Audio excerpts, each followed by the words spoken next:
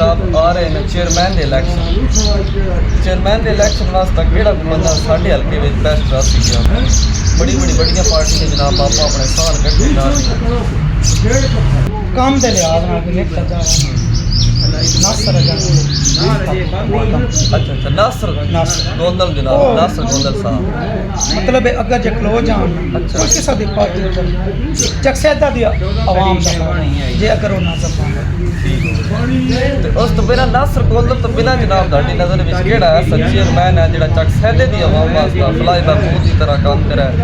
हर बंदे ने दुख सुख सुना गरीब अमीर छोटा वड्डा निक्का सारे जनाब इहदे बराबर दे शरीक हो कोई ऐसा बंदा साडी नज़र विच जिहड़ा चकसैदे दी आवाम वास्ते अच्छा ओ जी गुलाम सरवर गोंदल साहब अच्छा ये जनाब अपना मतलब अगर है दो खलो जाना एक दूजे दी मुखालफत अच्छा इन्ना अगर कोई जेड़ा भी बन गया ना इन्ना चकसैदे दी आवाम दा फायदा से ये जनाब क्रिकेट दी मैच और अवाम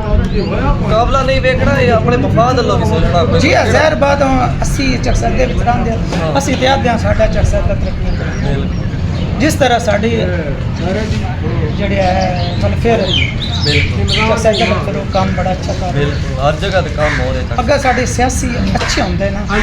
साने इन्ने वेलफेयर की जरूरत ना पवे सारे जेह्ड़े नाजुक बन जाते हैं बस अपने घर वास्ते नहीं जी ये भी बड़ा अच्छा इकदाम अपने इलाके की रोशनाई वास्ते बड़े अच्छे काम हो रहे हैं